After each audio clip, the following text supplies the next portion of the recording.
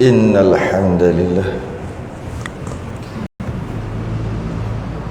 nahmaduhu wa nasta'inuhu wa nastahdihi wa nastaghfiruh wa na'udzu billahi min shururi anfusina wa min sayyiati a'malina may yahdihillahu fala mudilla lahu wa man yudlil fala hadiya lahu asyhadu an la ilaha illallah wahdahu la syarika lahu asyhadu anna sayyidana Muhammadan abduhu wa rasuluh. Allahumma salli wa sallim wa barik ala sayyidina Muhammadin al-fatihi lima ughliqa wal khatimi lima sabaqa nasirul haqqi bil haqq wal hadi ila siratikal mustaqim. Sallallahu alaihi wa ala alihi wa ashabihi haqqa qadrihi wa miqdarihi al-azim. Allahumma nawwir bil kitabi basari wa atliq bihi lisani wa shrah bihi sadri wasta'mil bihi jasadi bihawlik wa quwwatika fa innahu la hawla wa la quwwata illa bika subhanaka la ilma lana illa ma 'allamtana innaka antal alimul hakim wa la hawla wa la quwwata illa billahil aliyil azim. Amma ba'du. Alhamdulillah, kita rafa'kan kesyukuran pada malam ni dapat kita sambung pengajian kitab Wisyahul Afrah.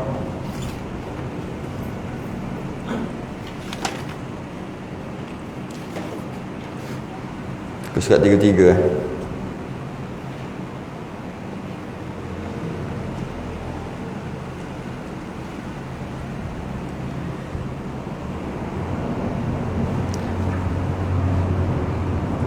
Kita masih lagi membahaskan berkaitan dengan ancaman orang tak sembahyang. Ancaman orang yang meringankan sembahyang. Ancaman orang, ni yang terbaru ni, pada malam ni kita bincang ancaman orang yang tak peduli dekat anak isteri pula. Sebelum ni ancaman untuk orang tak sembahyang, ancaman untuk orang tak sembahyang. Lepas tu ancaman ataupun ancaman untuk orang yang meringankan sembahyang, dan kelebihan bagi orang yang sembahyang. Kelebihan bagi orang sembahyang. Dan yang terakhir kita bincang berkaitan dengan apa yang terjadi dekat orang yang sembahyang dan orang yang tak sembahyang. Macam orang yang tak sembahyang tu diangkatkan baginya banyak perkara yang diangkat baginya. Siapa yang mengekalkan sembahyang 5 waktu berjemaah dikurniakan macam-macam yang kita bincang lepas lah. Diangkatkan daripada sempit hidupnya, maknanya hidupnya tak sempit, walaupun tak kaya tapi sentiasa cukup. Diangkatkan azab kubur, diberikan suratan amal dengan tangan kanan, lalu titian sirat dengan seperti kilat menyambar, masuk syurga tanpa hisab. Ni yang kita bincang lepas ni. Kemudian pula, barang siapa bermudah-mudah dengan sembahyang jemaah pula, dia buat lebih kurang. Sembahyang jemaah sunat aja pun dia angkat akan berkat daripada usahanya, daripada rezekinya. Itu yang duduk tak senang-senang tu. Walaupun duit banyak pun tak sedang juga. Sebab rezeki ni bukan duit aja. Dia angkat Allah berkat usaha tu Allah angkat. Berkat rezeki dia Allah angkat. Biar siapa yang bermudah-mudah dalam solat berjemaah. Sekarang ni, di zaman sekarang ni. Sebab tu kalau kita perhati, pas kerja. Tak kaya pun. Lainlah kerja sampai tak mempedulikan solat jemaah, tak mempedulikan majlis ilmu, kaya. Nak makan apa boleh, nak beli apa boleh. Puas hati juga, dunia dapat, akhirat tak dapat. Ini atas dunia pun tak dapat juga. Dah gitu. Akhirat lagilah. Ni yang lepas ni cerita lepas, saya ulang sikit.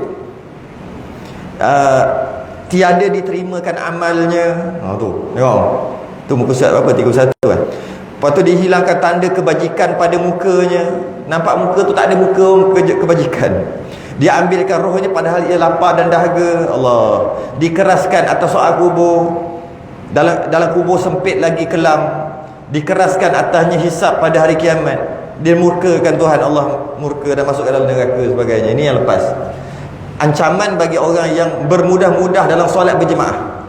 Sebab tu kan, barang siapa bermudah-mudah dengan sembahyang di dalam berjemaah, solat jemaah ni, kalau bermudah-mudah dalam solat, itu lagi teruk. Maksudnya solat tu, ini jemaah, solat berjemaah fardu kifayah. Ini yang kita bincang lepas. Antara ancaman-ancaman dan antara kelebihan-kelebihan orang yang mengekali sembahyang berjemaah.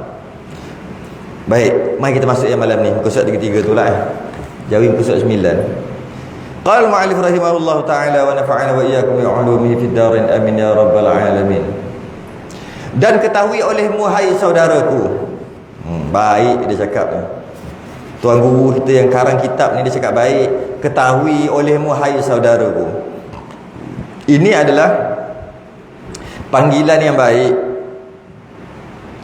Cara orang Melayu ni, Jawi muka surat 9. 1, 2, 3, 4, 5, 6, 7, 8, 9 9 daripada atas. Oh elok, 9 daripada atas. Rumi 33. Muka surat 9 daripada atas. 9. Rumi, Jawi lambat nak habis, Rumi cepat. Rumi dah 33 dah. Nak cepat habis Rumi lah. Sama je. Jawi muka surat 9 daripada tu. Dan yang telah tu, ketahui dan ketahui olehmu tu, 9 daripada atas.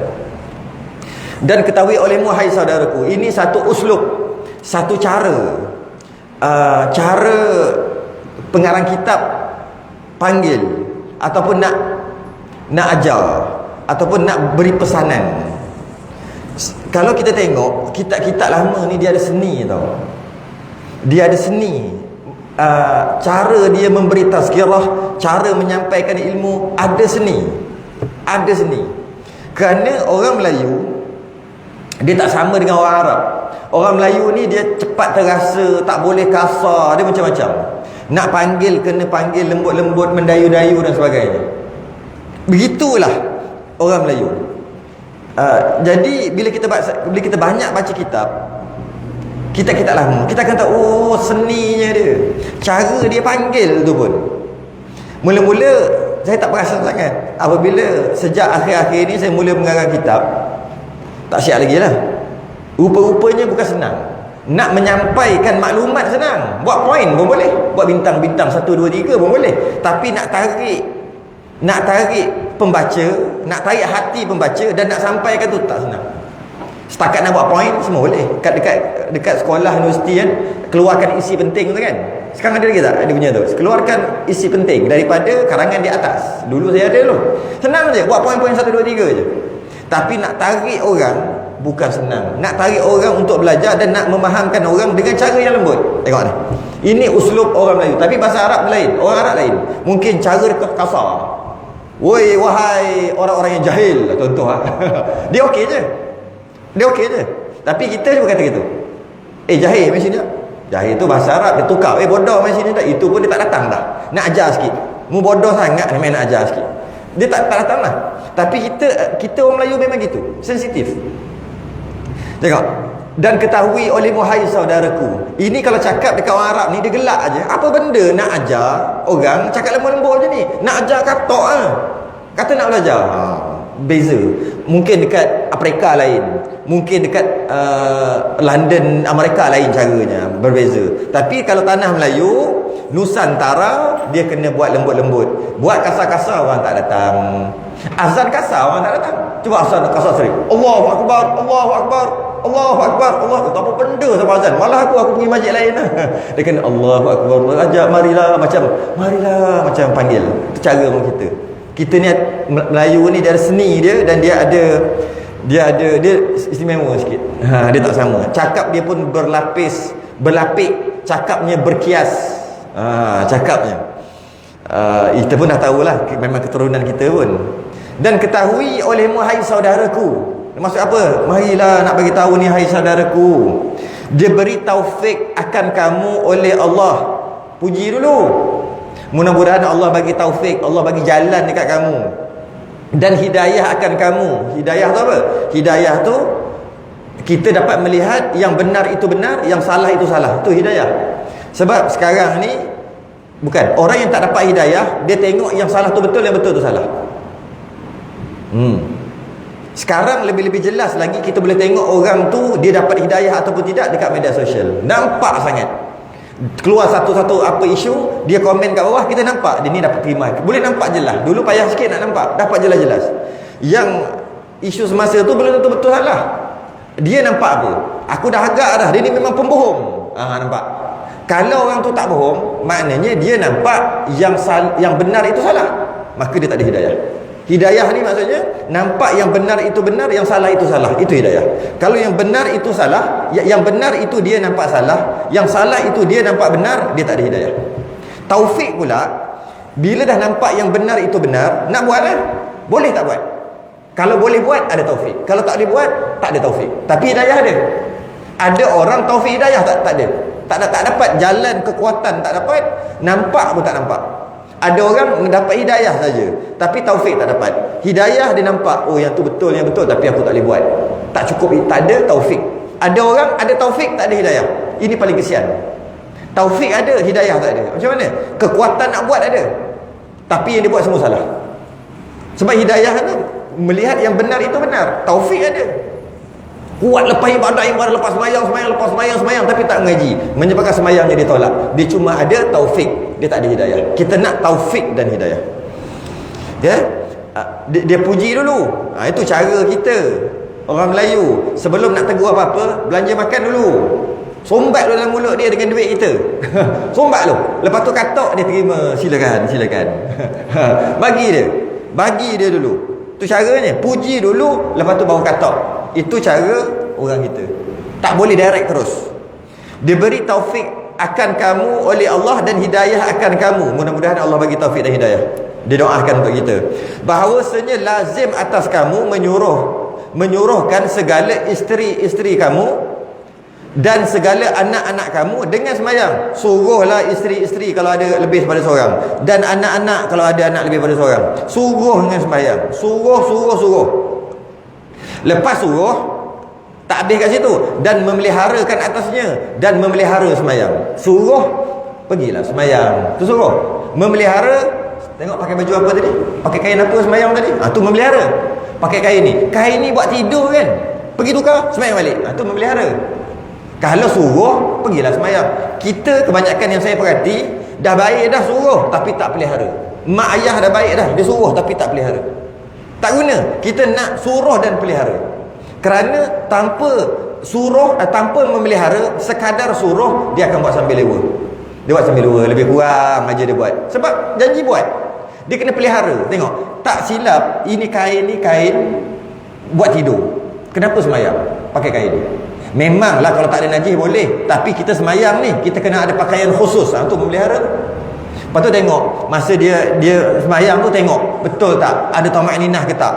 Rukunnya betul tak? Bacaannya betul tak? Itu memelihara. Jadi kena dua. Pertama kena suruh. Sama juga, bukan anak je, isteri pun sama. Tapi isteri paling susah sekali. Susah. Ada seorang ni, saya jumpa baru ni, Mak Rockers, dulu kenal dekat KL lah. Ada konsert kat sini, tahu ada konsert kat sini, kat belah mana, tak jauh dari sini, pantai dia. Saya jumpa dia datang konsert kat situ lah. Datang jumpa geng-geng rockers. Baru je 2-3 hari lepas, tapi taklah besar. Rupanya ada konsert. Lepas tu dia datang situ, kena kat sana. Dia lepas jumpa dia semua, pukul berapa jumpa dia, lepas isyak jumpa dia. Cakap cerita, dia dah berubah, tapi ke rocker dia tak boleh buang. Gitar tak boleh buang. Tak apa, janji kekal akan berubah. Slow-slow lah tu. Berapa lama sangat nak main gitar? Sampai umur 60? Silat-silat 50 pun dah boring dah. Jadi masuk sekarang ni dia 40-an dah. Jumpa, tak apa, tak ada masalah. Itu yang dia masih lagi lah. Tapi tak boleh buang lah. Dari segi pakaiannya, jaket kulit. Saya jenis tak suka selfie. Kalau tidak memang tangkap gambar dengan dia. Memang siapa tahulah dekat Pantai Balok ni, tak jauh dari sini. Pantai Balok sana sikit. Betul tak? Pantai Balok sana. Sini sana. Sana. Okey. Ke sana. Sana. Ada baru je. 1 bulan orang ni. Tak tahu. Saya tahu. Ingat tak tahu. Saya pergilah, tapi tak pergi konsert tu, pergi kedai makan tapi bunyi kata gandung. Dia kata, Ustaz, memang masa kali terakhir jumpa tahun 2019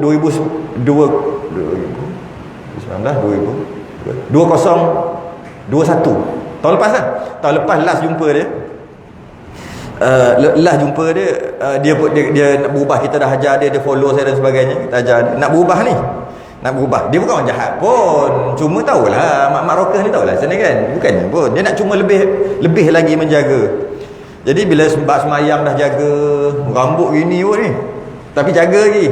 Tapi seluar koyak dah tak boleh pakai dah, cakap dia. Seluar jin yang koyak tu nak pakai, koyak ada tapi belakang tu tampal dengan lain sikit, cuba nampak macam koyak tapi tak koyak lah kan. Pandailah Ejah. Dia kata okey dia buat. Memang tengok hari tu pun seluar dia tak koyak dah.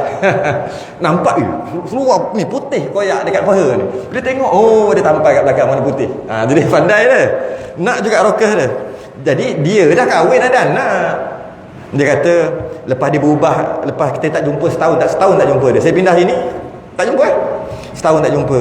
Dia kata dia dah semakin okey, dah baik, semakin cari ilmu sebagainya, ilmu fardu ain dah cari.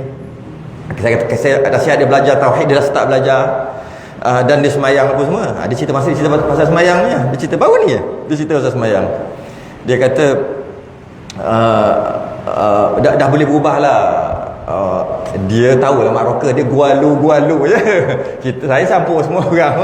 Okey, gualu pun okey, no problem. Tu macam mana dia cakap ayat dia macam ni lah. Dia tu okey, dia sendiri boleh berubah, tapi bini, anak isteri dia ini, oh susah Ustaz, wah cakap lu. Wah cakap lu Ustaz.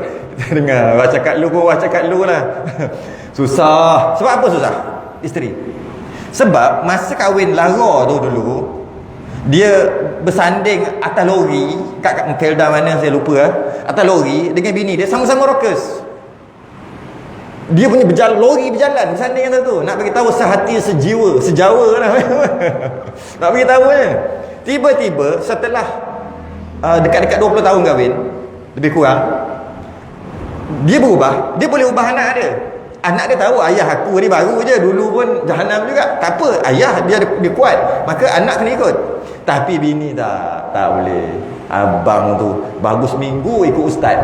Masa tu lah bagus minggu ustaz, terus nak jadi dah nak nasihat orang macam-macam. Abang dulu tu macam dia mula dulu. Dia cerita yang dulu. Sebab apa? Dia lah tahu luar dalam kita daripada dulu sampai sekarang. Sebab tu payah. Bila nak nasihat macam ni, semayanglah, bangunlah subuh. Abang dulu macam mana?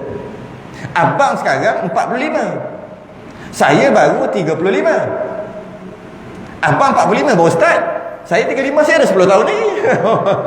Nak jawab apa? Tu cakap. Bukan senang susah buat cakap lu. Susah. Jadi apa, bila macam tu memang susah, tapi anak tak susah sangat. Walaupun anak dah tahu, anak tu agak dah besar lah juga, belasan tahun dah anak dia. Tapi bila dia, kita sampai bila nak macam ni? Kan? Cakap kat anak dia follow, berubah. Tapi isteri payah nak ubah. Maka isteri dia masih lagi free hair, tak pakai sikit, kadang pakai, kadang tak pakai. Isteri masih lagi sembahyang, kerja ada, kerja tak sembahyang. Sedangkan suaminya dah setahun dah ubah. Dah setahun dah sembahyang tak tinggal, semua belajar ilmu. Isteri tetap sama juga. Jadi nak nasihat senang, susah. Susah. Lepas tu dia kata ni, suruh anak isteri. Lepas tu dia kata nak tak nak kena, itu tanggungjawab. Tapi ada bawah ni, tapi saya tak cerita. Dia suruh cerai. Saya tak cerita tu. Dalam ni ada, dalam kitab kita ada. Kalau sempat kita baca. Dia suruh cerai bini macam tu. Mari kita baca. Tapi saya tak beritahu lah. Risau juga. Kalau baca mengaji kitab, kita baca kitab. Kalau cakap, bini kau tak sembahyang, cerai ya. Uish. Kitab cakap je lagi kan? Kerana bahawasanya atasnya, kerana bahawasanya mereka itu amanah Allah. Mereka itu amanah Allah pada kamu. Amanah Allah pada kamu. Bila amanah, kenalah melaksanakan amanah. Allah bagi amanah. Allah bagi tangan, amanah. Boleh buat suka-suka tangan dia? Tak boleh. Allah bagi mata, amanah juga. Boleh suka-suka guna mata? Tak boleh kan? Ada yang boleh, ada yang tak boleh. Macam tu juga anak bini. Okay? Bahawasanya firman Allah Ta'ala, ya ayyuhalladzina amanu la takhunullaha war rasula wa takhunu amanatikum wa antum ta'lamun. Hai segala orang yang percaya akan Allah. Ya, siapa percaya kat Allah, maka ini satu berat ni. Hoi, siapa yang percaya dekat Allah, jangan kamu khianat akan Allah dan Rasul. Jangan khianat. Kalau percaya ke Allah sebenar-benar, jangan khianat. Dan jangan kamu khianat akan segala amanah kamu. Tu. Yakni segala barang yang diamanahkan kamu atasnya daripada agama dan lain, padahal kamu ketahui tu amanah. Bila amanah kena buat tapi tak melaksanakan amanah. Dan sabda Nabi SAW pada segala perempuan, pesan Nabi dekat perempuan, maka bahawasanya mereka itu, atas mereka itu ada beberapa amanah pada kamu. Pada kamu tu lelaki lah, suami dia. Dia bukan suami je. Dia kalau isteri tu, perempuan tu isteri, suami. Kalau perempuan tu anak, ayah. Kalau perempuan itu kalau perempuan itu ibu, anak. Maknanya orang lelaki dia ada 3 tanggungjawab dekat perempuan.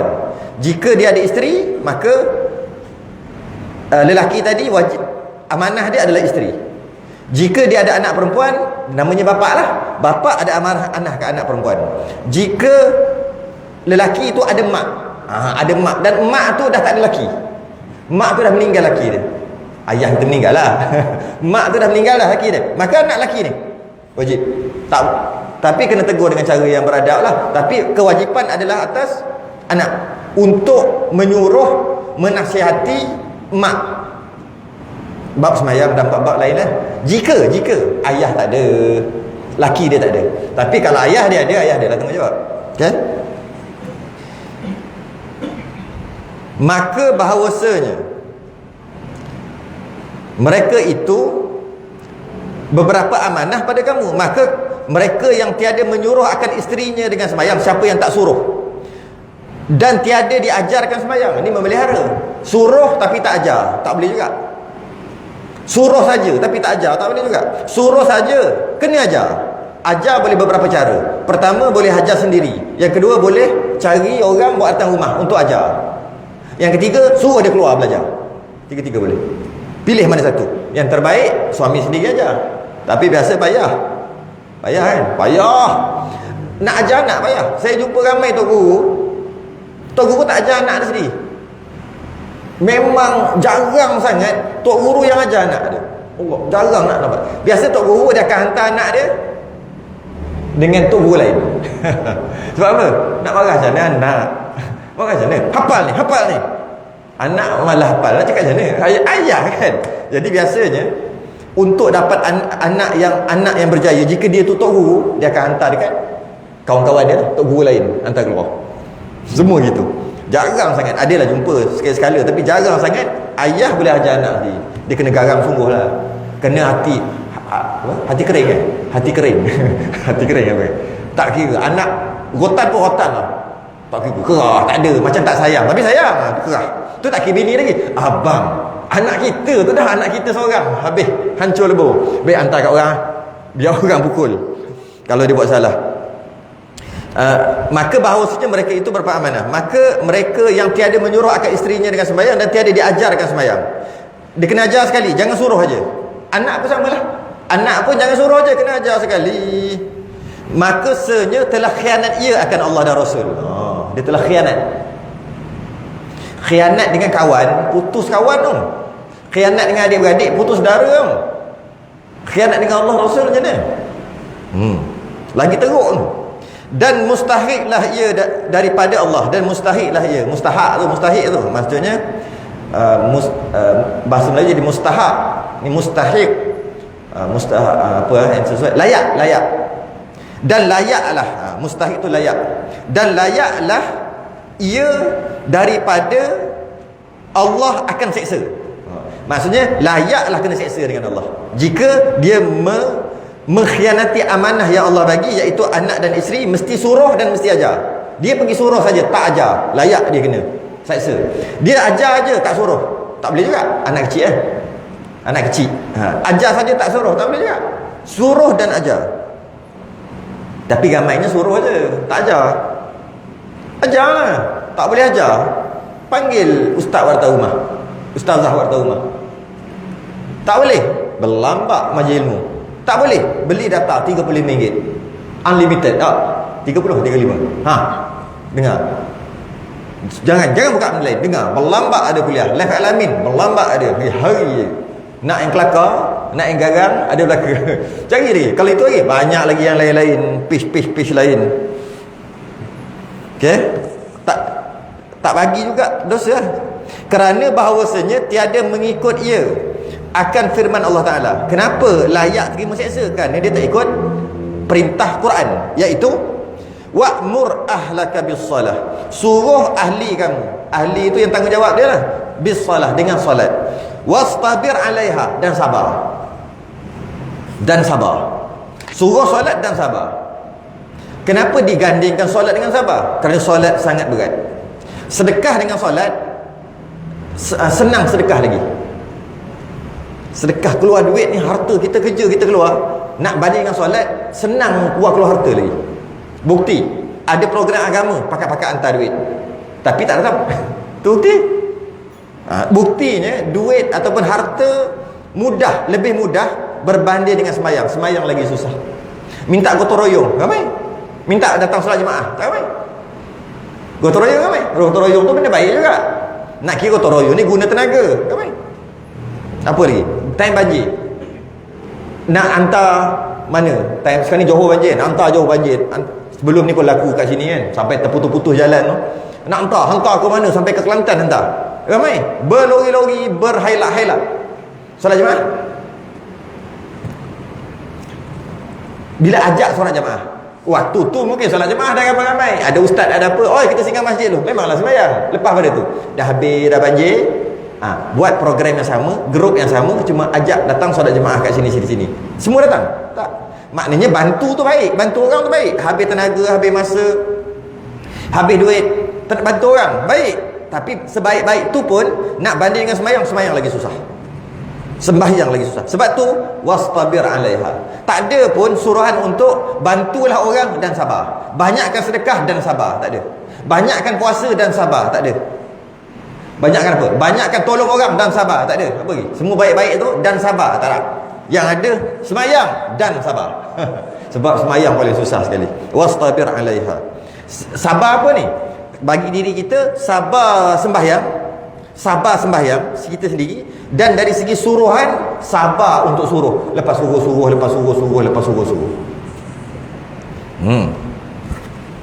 Mula-mula, masa mula-mula kita rasa sekabut.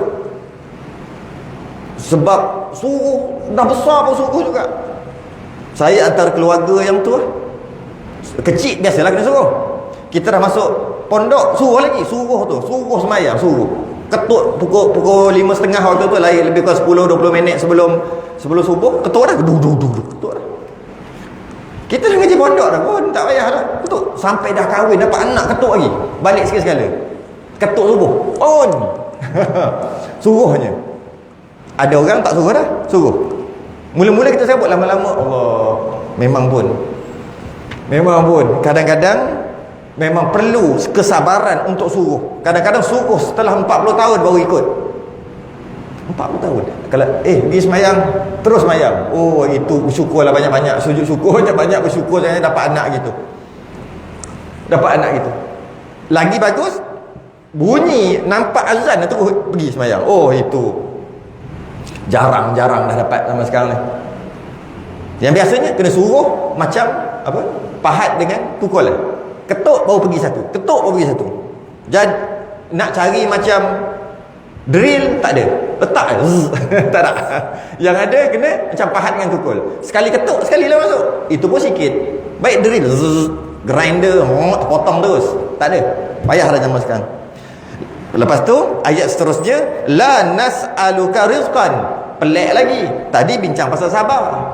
Sembahyanglah kamu dan suruhlah ahli keluarga kamu sembahyang. Lepas tu dia kaitkan dengan sabar. Yang kedua, dia kaitkan dengan nas'aluka rizqan, kami yang bagi rezeki. Kenapa kait dengan rezeki pula? Cerita pasal sembahyang, apa kena mengenai dengan rezeki? Sambung lagi. Nahnu narzuquka, kami yang beri rezeki, Allah yang bagi rezeki. Kenapa kait sembahyang dengan rezeki? Kerana ramai orang tak sembahyang, dan ramai memudah-mudahkan sembahyang, dan ramai tak sembahyang berjemaah kerana kerja, duit. Betul, dikait dengan rezeki. Betul, ayat Quran ni memang mukjizat sungguh. Memang sungguh. Kita rasa Allah, itu kaitan dia. Ramai orang tak solat jemaah sebab kerja tu. Jadi awal-awal lagi Allah dah potong. Kami yang bagi rezeki. Padahal kita tak timbul lagi. Baru suruhlah ahli kamu, keluarga kamu sembahyang dan sabar. Kami yang bagi rezeki pada kamu. Kami yang memberi rezeki, kata Allah. Jadi bila Allah yang memberi rezeki, Allah potong siap-siap. Sebab bila kita sembahyang dan kita sabar, bila kita suruh sembahyang dan kita sabar, ada masalah rezeki akan sampai. Tapi Allah potong siap-siap. Kami beri rezeki, jangan risau. Kami bagi rezeki. Wal aqibatu littaqwa, dan akibatnya adalah takwa. Itu yang kita nak. Jadi jangan sebab rezeki hilang 3 benda.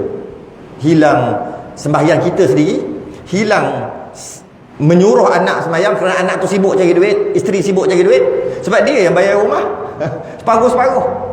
Kalau kita lebih-lebih buatnya, dia kata bukan tanggungjawab saya kerja, tanggungjawab abang, saya tak nak kerja. Mampu kita bayar seorang rumah. Jadi bila subuh dia tak bangun, kita pun buat macam mana? Buatnya dia marah sikit, mecok sikit, terus tak kerja, berhenti kerja. Memang kita punya tanggungjawab, tak boleh bayar rumah, biarlah dia tidur. Kalau sebab tu, kami yang beri rezeki, kata Allah. Jangan risau, jangan risau, kena suruh juga.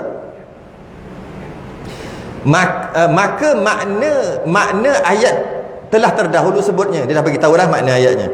Dan telah datang pada hadis menyebutkan segala ashqiya. Segala ashqiya. Dalam hadis dia kata, dia tak datangkan hadis, tapi dia kata ada hadis yang menyebut tentang ashqiya. Ashqiya ni satu seksaan ataupun apa dia bagi terjemahan, celaka. Boleh juga, satu kecelakaan.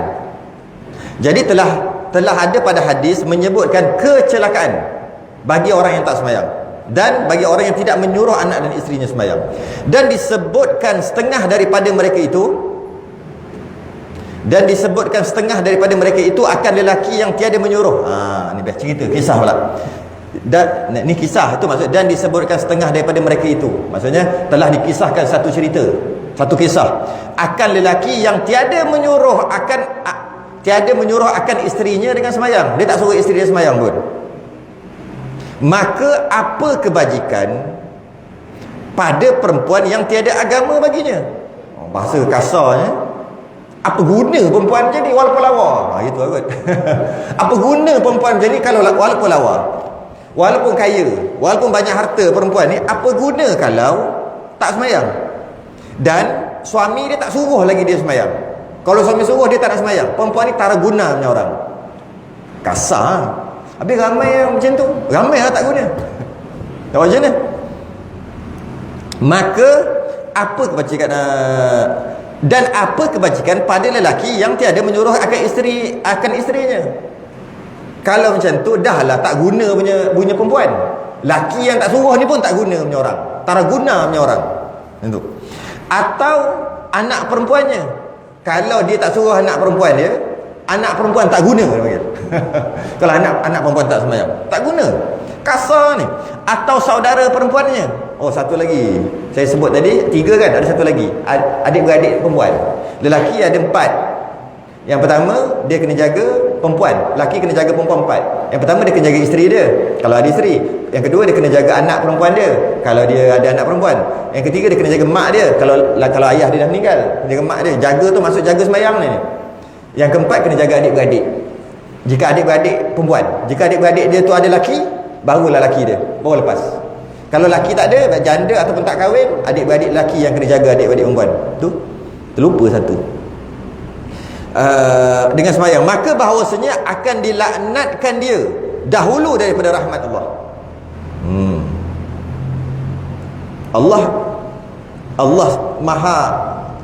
Allah ni, rahmat Allah ni banyak, tapi orang macam ni kena laknat dulu sebelum rahmat Allah sampai. Dan jika tiada mengikut akan suaminya, kalau dah suruh pun tak ikut juga, sembahyanglah, mai saya ajar, pergi belajar, tak nak ikut, tak nak sembahyang, maka hendaklah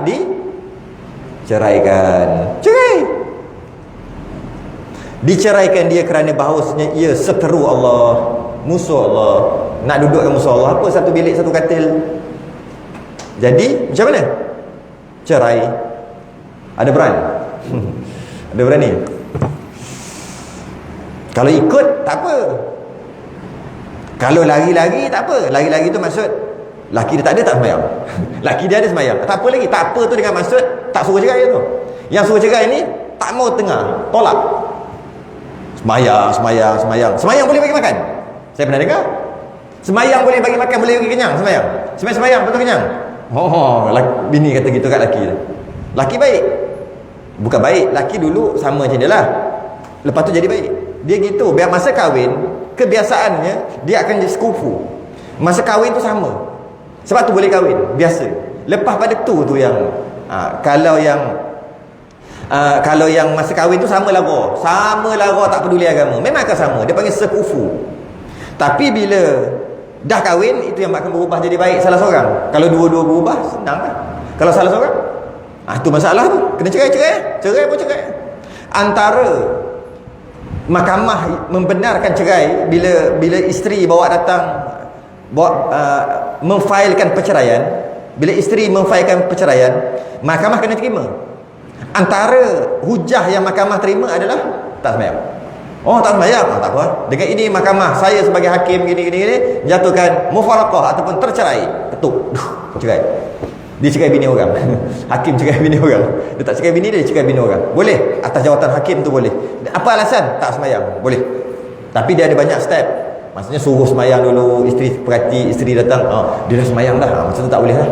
Dia bukan terus cerai gitu. Dia ada step dia. Maknanya kalau isteri tak sembahyang dan disuruh, dia memberontak, dia tolak, tak nak ikut, maka sunat cerai. Maka hendaklah tu sunat, bukan wajib. Sunat diceraikan. Kalau tak cerai tak apa, tapi adalah kewajipan atas kepala lelaki. Tambahlah satu lagi, tambah satu kewajipan lagi, iaitu macam mana nak selesaikan masalah ni. Tapi kalau cerai kan settle, cari bini lain, macam tu lah.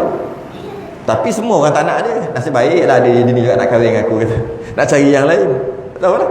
Kalau dia sanggup kekalkan perkahwinan dengan syarat dia kena ajar, kena sabar, kena ajar terusan sampai mati. Mudah-mudahan dengan sabar dia tadi Allah balas. Sebab kita perhati para nabi, para rasul, ada je pasangan tu maksud isterinya melawan, ada je. Itu nabi. Cerita Nabi Nuh, isteri dia, marilah naik bahtera, tak nak, anak pun tak nak ikut. Tak apa, boleh naik bukit. Akhir sekali tenggelam. Itu isteri Nabi. Kita ni lagi macam mana? Jadi kadang-kadang begitulah ujian atas setiap orang. Setiap orang dia akan terima ujian dia sendiri. Yang mana kalau dia tu kuat, maka Allah uji dia lebih. Buktinya yang paling banyak terima ujian adalah Nabi. Nabi kita paling banyak. Sebab tu Nabi kita duduk nombor 1. Dia paling banyak terima ujian. Jadi orang yang mempunyai satu tahap yang tinggi sedikit daripada orang lain, tinggi sikit pada orang lain, maka ujian dia lebih. Dan biasanya gitulah. Ustaz, tok guru, isteri tak macam tu. Tak. Ada. Pening pada tok guru, ada. Tak boleh, dah puas. Boleh dua cara, sunat cerai. Yang kedua, jangan cerai, sabar. Kalau sabar, naik martabat. Dengan niat nak tiru para nabi yang bersabar sampai ke akhirnya. Bersabar. Tapi Kalau makan biasa, cerai. Tak kahwin dah. Sebab kena tanggungjawab bertambah. Dan bila begitu, kita hidup dengan musuh Allah, seteru Allah, dalam bilik sama-sama dengan musuh Allah. Macam mana? Dan wajib atas wali perempuan itu menolong suaminya. Ini jarang-jarang berlaku. Wajib atas wali dan wajib atas wali perempuan. Ada isteri dia tak dengar cakap lelaki dalam masalah semayang. Kemudian macam dia nak buat? Kalau cerai lah. Kalau cerai selesai lah. Kalau tak cerai macam mana? Wali dia. Sama ada wali ni macam bapak mertua dia, bapak mertua lelaki tadi, ayah perempuan tadi lah, ayah isteri tadi, adik-beradik isteri tadi, kena tolong suami. Bukan tolong isteri. Tak apalah, aku selamatkan engkau, dia cakap kat perempuan tu, daripada lelaki kau. Bapa punya lelaki terlebih alim, ada jangan sesat ke apa. Aku selamatkan kau. Itu kebanyakan bukan selamatkan lelaki, suami tu selamatkan anak, sebab dia kena ada pertolongan darah. Masa tu dia dengar semua apa perempuan tu nak cakap, isteri tu, adik-adik dia ataupun anak dia cakap. Maka berlakulah pertolongan tu kena dekat perempuan. Lagi seronoklah perempuan tu. Sepatutnya tolong siapa? Tolong lelaki. Kau nak apa? Nak cerai? Kita ceraikan sampai jadi cerai. Siapa cakap ni? Bapak perempuan tu ataupun adik-beradik. Kau nak apa ni? Nak bantu? Tak apa, kita bantu sama-sama. Engkau nasihat, aku nasihat. Engkau nasihat kau dalam rumah, aku nasihat kau luar rumah. Engkau jangan risau, kata bapak mertua ni. Teruskan. Kalau dia mengadu apa-apa, aku backup. Contoh apa-apa lah. Dia mengadu kat mak dia, laki gini, tak apa, aku backup. Sepatutnya gitu, kena tolong. Tolong siapa? Tolong suami, bukan tolong isteri. Dan jika tiada menolong, kalau tak tolong, niscaya masuk neraka. Tu. Kita bukan nak menerakakan orang. Dan mustahik tadi layak, dan layak ia akan murka Allah, dan layaklah dapat kemurkaan Allah, dan pada azabnya, dan layak dapat azab Allah. Orang macam ni, siapa ni? Khusus untuk bapak mertua, adik-beradik dia, bapak mertua, mak mertua dan adik-beradik yang bantu seorang perempuan, isteri orang, anak dia lah, perempuan ni, yang mana perempuan ni tak semayang, laki dia suruh dah tak semayang juga, dia bantu perempuan, bukan bantu lelaki. Maka bertolong-tolong olehmu, hai saudaraku. Dah bantai macam-macam, saudara balik. Lembut balik. Maka bertolong-tolong olehmu, hai saudaraku, atas taat Tuhan. Inilah ayat apa? Wa ta'awanu 'alal birri wat taqwa. Bantu-bantu dalam perkara kebajikan dan takwa. Inilah. Wala ta'awanu 'alal itsmi wal 'udwan. Jangan berbantu-bantu dalam perkara dosa, maksiat, jangan bantu. Niscaya bahagia kamu dan kekayaan kamu. Nak kaya sembahyang.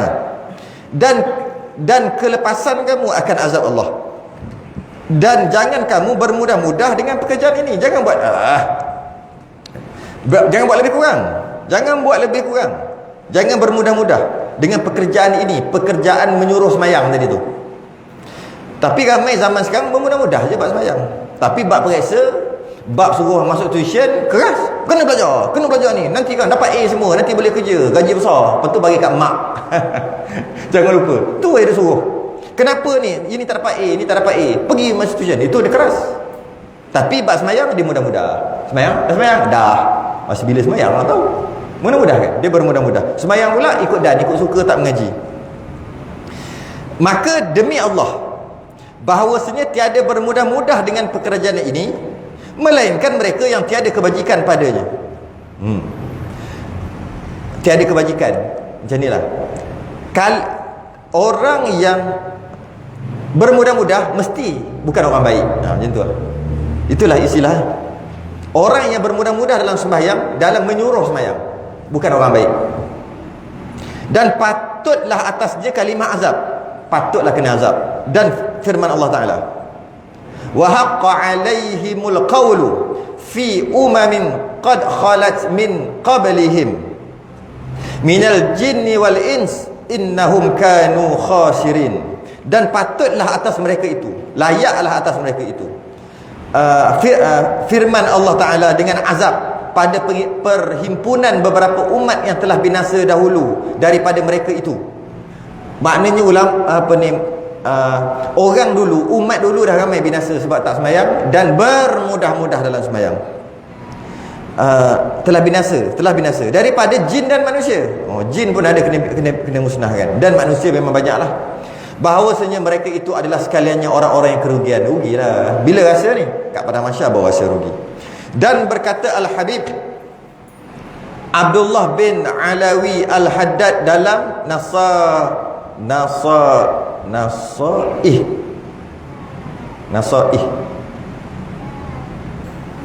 katanya, dan seperti barang yang wajib atas engkau, bahawa engkau memelihara sembahyang, dan haram atas engkau mensia-siakan sembahyang dan menghilangkan dia. Dia ulang balik benda yang sama. Dia kata wajib memelihara sembahyang dia dan ahlinya, dan haram mensia-siakan sembahyang, buat lebih kurang sembahyang, dan menghilangkan sembahyang dan meninggalkan sembahyang, haram. Demikian lagi wajib atas engkau bahawa engkau keraskan atas ahli, ni atas ahli engkau dan segala anak-anak engkau. Dan demikian lagi wajib keraskan, suruhan tu keras. Jadi maknanya dari masalah semayang kena keras, kena bezakan. Nak suruh anak puasa, suruh anak jangan kotorkan baju, tak bagi anak bergaduh, pesan ke anak berjimat, pesan ke anak rajin belajar, semua macam-macam lagi. Bezakan bukan keras, bezakan nada dia, kekerasan tu dengan suruh anak semayang. Biar ada beza. Janganlah kita kena belajar sungguh-sungguh. Cuba tengok tu, kerja tu penat, dapat sikit. Tengok tu, ayah ni pakai pen aja, pakai tangan, seret 1000. Arkitek kan main sains aja. Jadi kena belajar. Kan nampak nada dia. Semayang macam mana? Kena semayang. Semayang ni, kalau tak semayang ni berdosa, semayang ni wajib. Macam sama je dengan belajar? Tak boleh. Mesti lebih. Kalaulah kita suruh anak dari segi belajar lebih, maka suruh semayang tu kerah lagi daripada tu. Kalau suruh anak belajar elok-elok, engkau tak belajar, engkau rugi, kau lah tangguh sendiri. Kan lembut je. Habis kalau semayang, boleh keras sikit lah semayang. Keras sikit lah, cukup lah. Jadi apa yang paling keras kita suruh anak kita? Apa yang paling keras? Jaga baju jangan bagi kotor. Ni kira budak-budak ni kita ni. Sebab bila kata suruh anak, dia fokus dekat sekolah rendah dan sekolah menengah awal-awal tu. Kalau dah kerja tak fokus ke situ, tapi suruh jugalah, tapi tak fokus ke situ. Bila sekolah rendah kan banyak nak kena suruh. Pesan apa? Jangan pukul orang. Pesan jangan kacau orang. Pesan dengar cakap cikgu. Macam mana nada kita pesan? Maka dalam bab sembahyang kita kena lebihkan. Bergantung pada kita. Kalau kita jenis lembut, kita pesan semua lembut, tapi sembahyang kita keraskan. Kalau kita jenis keras, kita memang semua keras, jenis suara kuat, garam, maka sembahyang double lagi kuat, menjerit. Begitu kot. Kalau suruh sembahyang, tengok dia tengok TV ke apa, biar dulu. Waktu dah semakin hujung, ada lagi lebih kurang setengah jam ke 20 minit nak habis waktu, tak sembahyang lagi. Suruh dia macam mana? Pergi sembahyang. Itu macam suruh belajar je. Suruh macam mana? Sepatutnya kena suruh keras. Suruh keras, jerit ke apa ke, tapi tak boleh pukul lagi.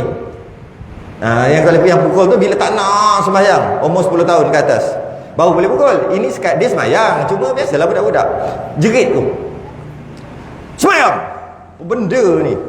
Macam tu. Kenapa macam tu? Sebab dia suruh makan, dia makan. Suruh makan, bawa makan, dia makan. Bila kata pergi makan, keras, sembahyang kena, sembahyang. Itulah. Kalau pergilah makan, jadi sembahyang, pergi sembahyang. Kan keras sikit. Nampak? Biar ada beza, biar anak tu sedar, sembahyang dia lain tapi yang lain semua tak macam tu lah. Biar anak perasan. Kalau sama nada, dia akan buat lebih kurang sembahyang. Kat luar dia tak sembahyang. Kalau lagi teruk, kurang nada sembahyang tu punyalah lembut, tapi suruh yang lain keras, dia takkan peduli kat sembahyang. Dia kata sembahyang ni tak penting. Secara tak langsung dalam kepala dia ada benda tu. Sebab suruh jaga baju jangan kotor, suruh jaga jangan main dekat rumah jiran takut pecah pasu bunga dia kena ganti, keras. Tapi semayang, ya semayang. Baik aja. Dia akan faham secara automatik, dia akan faham masalah tu jaga betul-betul. Tapi masalah semayang tak payah jaga pun. Dia faham gitu. Sedangkan terbalik kan. Sembahyang tu yang kena jerit. Saya dulu ingat orang dulu bunyi motor ayah saya. Tutup TV habis, masuk bilik semua dah.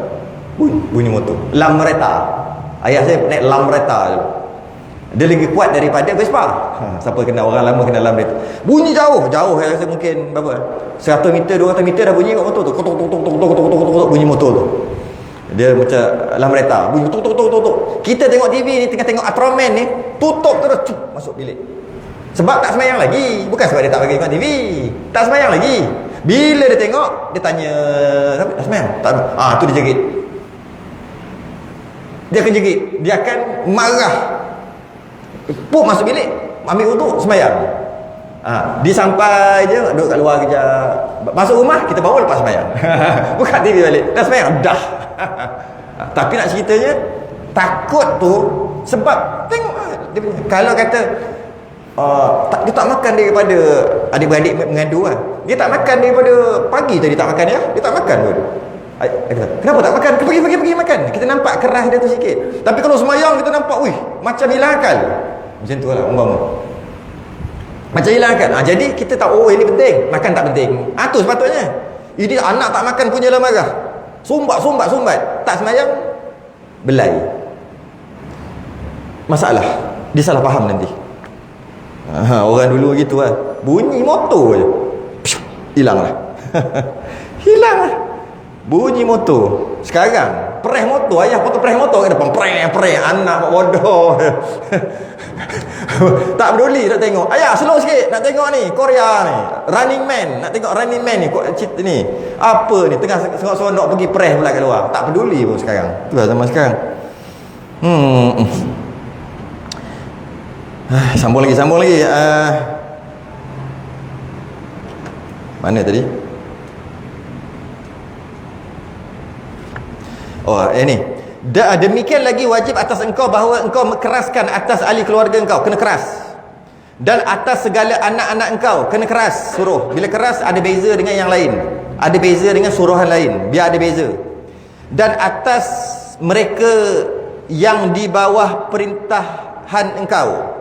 Siapa-siapalah di bawah pemerintahan. Dia bela siapa dengan satu rumah dia, anak saudara ke, anak angkat ke, tak kisahlah. Jadi dia kena keras jugalah di bawah perintahan dia. Termasuklah juga bos-bos. Bos kan berkuasa dekat pekerja. Kena pesan. Tapi taklah pesan macam ayah dengan anak. Tapi pesan lah. Jumpa, bos, Assalamualaikum. Salam, dah semayang? Tu. Daripada tanya apa khabar, baik tanya dah semayang. Kan biasa kan? Bos-bos yang baik, dia akan tanya apa khabar. Macam mana kerja, okey? Ada apa tak cukup? Kan bos baik gitu. Lepas dari situ baik tanya, dah semayang? Zuhur dah masuk, dah semayang? Baik tanya gitu. Daripada tanya, dah makan? Tak makan saya belanja. Bos baik gitu. Tak payah tanya lain. Tanya, dah semayang? Tanya, kena tanya. Dan kena buat peraturan lah. Pukul berapa sekian, boleh rehat. Apa-apalah. Pandai-pandai lah. Kalau pukul 1 sampai pukul 2 rehat. Kan? Pukul 1 sampai pukul 2. Tambah lagi 10 minit untuk semayang. Jadi, bila orang tak semayang, dia boleh marah. Aku bagi 10 minit. Orang lain tak bagi. Bos lain tak bagi tau. Aku bagi 10 minit. Engkau tak semayang juga. Engkau dah curi 10 minit aku. Dia boleh lah marah. Marah tu pun marah sekali pekerja lah. Jangan sampai potong gaji. Tak boleh potong gaji. Dia ada tahap dia. Nak tegur mak ada tahap dia kan. Nak tegur anak ada tahap. Nak tegur isteri ada cara dia. Dengan pekerja tak boleh. Cuma bagilah. Aku bagi rehat lebih 5 minit. 5 minit kecil kan. Habis 10 minit. Tapi siapa tak semayang dia boleh marah. Sebab dia marah 10 minit dia. Okey ya. Okey. Buatlah bos-bos pandai-pandai lah. Sebab dia wajib. Dan atas mereka yang di bawah perintahan engkau pada mendirikan sembahyang. Dan jangan engkau tinggalkan uzur bagi mereka itu pada meninggalkan sembahyang. Jangan duduk percaya sangat. Maksud jangan apa tak sembahyang? Aduh sakit perut. Okeylah. Apa tak sembahyang? Seluar kotor. Okeylah. Apa tak sembahyang? Soal apa? Jawapan-jawapan yang tak apa-apa gitu. Kalau perempuan apa tak sembahyang? Haid. Lainlah. Asal tak sembahyang ni biasanya seluar kotor. Macam mana? Beli kain bagi dia. Nah, bagi kain kita. Kalau kotor, Tak boleh uzur, jangan bagi uzur, jangan bagi uzur. Maka mereka yang tiada mendengar dan tiada mengikut, ni yang kerah pedang ni. Maka hendaklah engkau menakuti akan dia. Kena takut lah. Engkau ni kalau naik pangkat, kalau pekerja kan, kalau naik pangkat engkau last sekali lah, list last sekali lah kalau yang boleh naik pangkat. Takutkan dia. Sebab tak boleh buang kerja. Tapi kalau naik pangkat engkau pilih yang terakhir. Sebab apa? Kalau orang jaga dengan Allah, dia akan jaga dengan aku. Dia akan jaga amanah. Tapi kalau orang tak jaga dengan Allah, yang Allah itu lebih berkuasa pada aku. Aku kuasa sikit aja. Aku ada duit sikit, aku bagi kau gaji bulan-bulan. Allah bagi nyawa, bagi macam-macam nikmat. Engkau lawan. Aku lagi, engkau lawan nanti.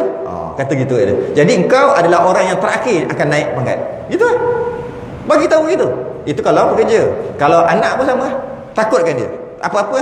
Menakutkan pukul, menakutkan dengan jangan bagi duit, menakutkan dengan apa-apa, kurung, tak bagi keluar rumah, grounded, sebagainya. Dan engkau seksakan dia. Kalau budak-budak sekarang ni gertak dengan jangan bagi tab atau bagi telefon. Kan budak-budak suka main telefon, jangan bagi tu. Jangan tak bagi main langsung. Sebab di zaman dia, kita tak bagi dia ketinggalan. Dan tak gerti nak swipe pun tak gerti dah. Bagilah, cuma kontrol. Jadi bolehlah bila dia suka benda tu, kontrol mungkin sejam sehari ke, pandai-pandai lah macam-macam. Jadi bila tak semayang, okey, 3 hari tak dapat pegang telefon. Itu 3 hari tak dapat tengok kartun, 3 hari. Itulah. Pandai-pandai lah bergantung dengan budak tu besar mana. Biar dia rasa benda tu penting. Dan engkau seksakan dia, ambil kau. Seksakan siapa yang tak nak semayang. Maksud ni pukul lah anak ni. Pukul anak umur 10 tahun. Tapi cara pukul pun ada kan, bukan boleh main bantai aja. Dan engkau murka atasnya, terlebih keras dan terlebih besar. Marah, murka, marah. Terlebih besar dan terlebih keras dan terlebih besar marah tu. Daripada engkau murka atasnya jikalau ia membinasakan harta engkau.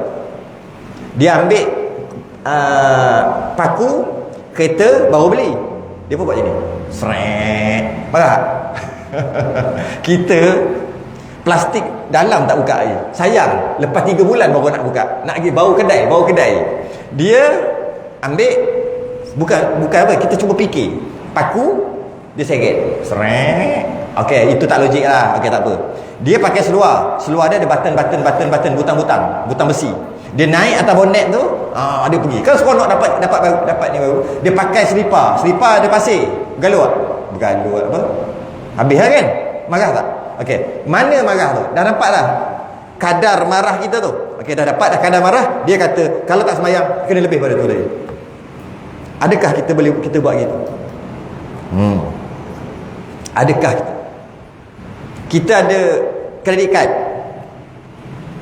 anak ambil pergi belanja shopping, swipe aja, bukan swipe sekarang wave je, ketak aja, ketak situ, ketak, kita tengok Allah 8,500, marah tak? Tak apa, memanglah kena marah pun, mana boleh tak marah kan? Marah tahap berapa? Kalau 1 sampai 100 berapa? 90. Oh, marah sungguh. Kalau semayang, tak semayang, kena marah 100. Lebih, mesti lebih. Niscaya adalah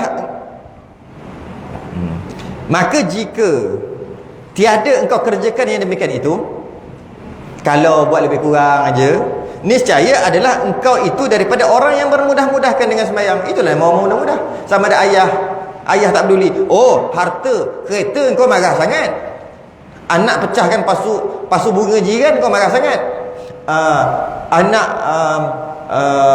bergaduh kau marah sangat. Tapi tak semayang, bermudah-mudah lebih kurang aja. Tak boleh gitu. Dan bermudah-mudahkan dengan hukum Allah Ta'ala dan agamanya. Hukum ni jamak daripada hak. Hak tu satu, hukum tu hak. Hak jamak lah, plural. Jadi telah dan bermudah-mudah dengan hak-hak Allah dan agamanya atau undang-undang Allah. Maka yang telah engkau seksakan dia, dan telah engkau murkakan atasnya, padahal tiada ia mengikut suruh yang kau telah pukul dan kau marah sangat.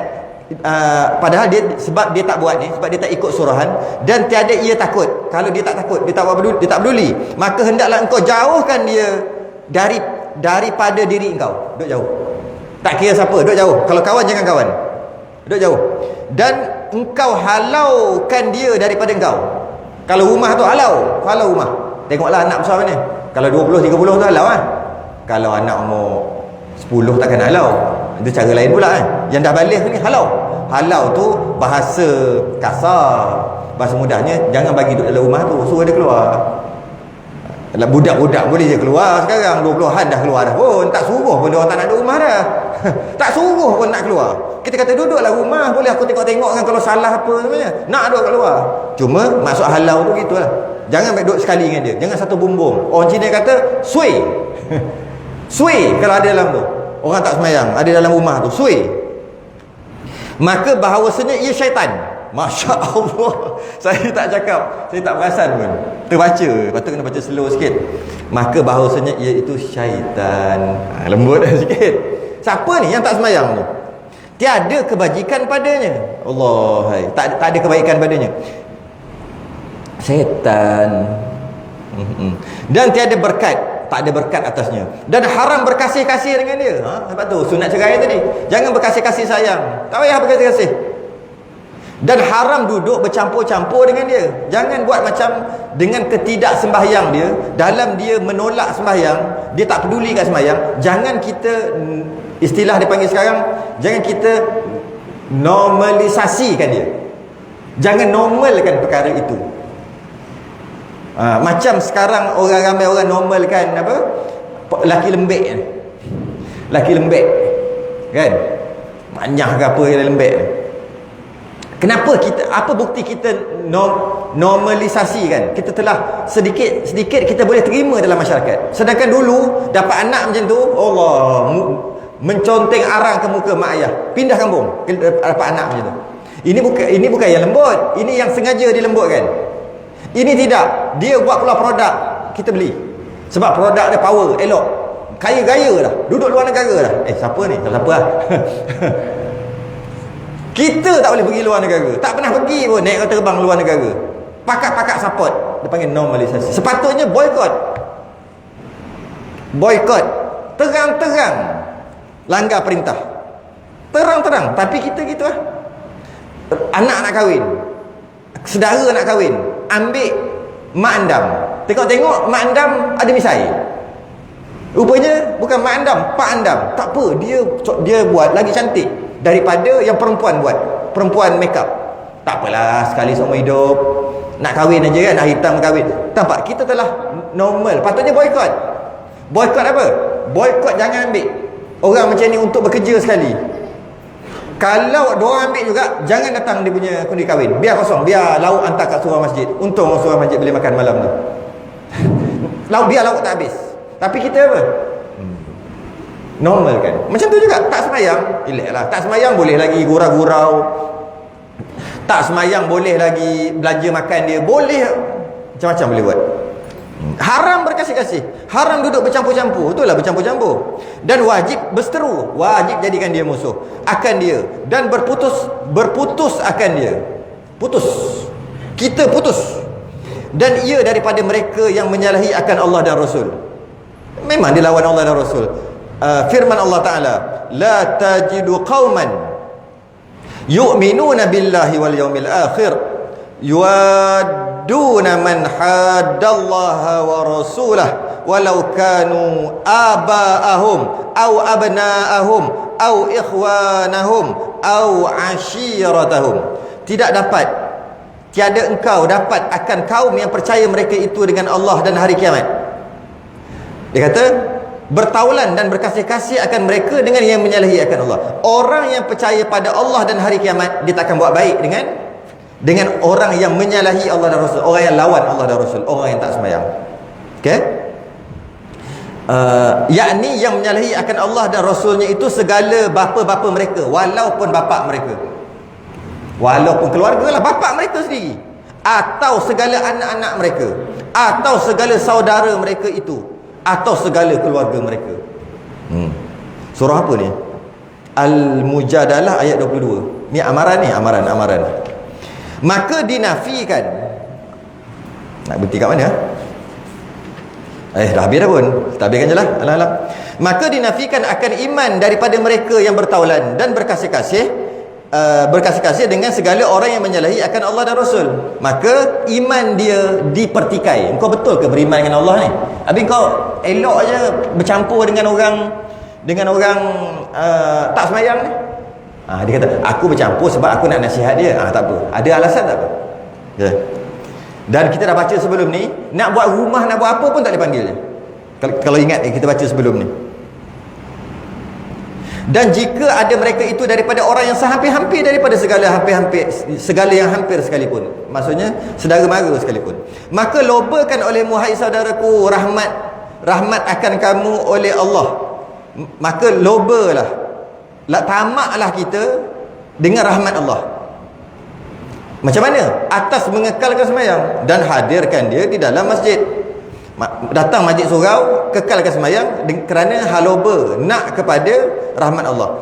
Dan kamu minta berlindung dengan Allah daripada mensia-siakan sembahyang, dan sentiasa doa, ya Allah jangan lagi jadikan aku orang yang tinggalkan sembahyang, dan menghilangkan dia dan kamu elokkan bersegera kepada sembahyang. Bukan sembahyang aja, elokkan sembahyang, iaitu memelihara tadi. Dan kamu kekalkan berhenti atasnya, jangan berhenti, belajar sampai mati. Bermula sembahyang, saya nak kena habiskan, baca habis ni. Bermula sembahyang itu kedapatan bagi orang yang kelabaan, dan mendapat kelabaan bagi segala atqiya yang mubashirin. Apa maksud? Masuk ke bawah tu. Segala, yakni segala orang yang bertakwa yang mendapat berita gembira. Dan kesenangan bagi segala zuhadun yang salihin. Senang bagi orang yang zuhud. Ini antara ciri-ciri orang sembahyang, dia ada ciri-ciri ni.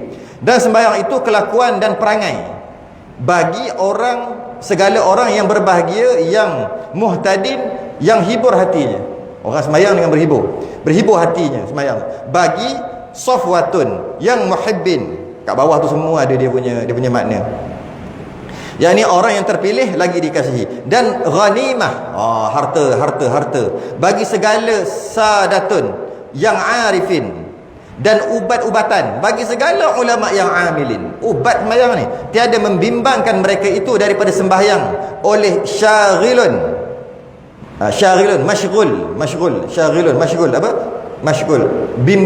bimbang. Tiada membimbangkan mereka itu daripada sembahyang oleh syaghilun, oleh satu perkara yang sibuk. Sibuk pun sembahyang juga. Dan tiada hirau mereka itu pada ketika hadir sembahyang dengan orang yang naik dan nazilun. Nazil ni turun. Dia tak kisah orang ada sebelah berjalan ke apa semua, dia tak kisah, dia sembahyang juga. Maka rahmat oleh Allah akan seorang yang bersegera ia kepada taat dan memelihara ia atas fardunya. Allah bagi rahmat di dalamnya jamaah. Lepas tu doa. Doa tu boleh baca. Doa Allahumma sallimna minal mukhziyati. Panjang doa dia. Doa ni untuk doa untuk kita. Allah doakanlah pengarang, doakanlah sudah sejam dah pun. Ni berhentilah. Maka pengarang ni doakan untuk kita. Banyak ni, dan saya sebutkan di sini apa dia doakan supaya kita ni baik dunia, baik akhirat, naikkan darjat dan sebagainya lah. Betul lah. Sallallahu alaihi wasallam Muhammad tu dia punya penutup habis. Wallahu a'lam. Terlebihlah sejam 3 minit. Lebih 3 minit. Tangguhlah. Sambungkan datang insya-Allah. Tajuk lain pula. Itu sudah dengan tasbih kafarah dan surat subhanakallah wa hamdik asyhadu an la ilaha illa anta astaghfiruka wa atubu ilaik. Bismillahirrahmanirrahim. Al-'asr innal insana lafi khusr illa alladhina amanu wa 'amilus solihati wa tawassaw bil haqqi wa tawassaw bis sabr. Assalamualaikum warahmatullahi wabarakatuh.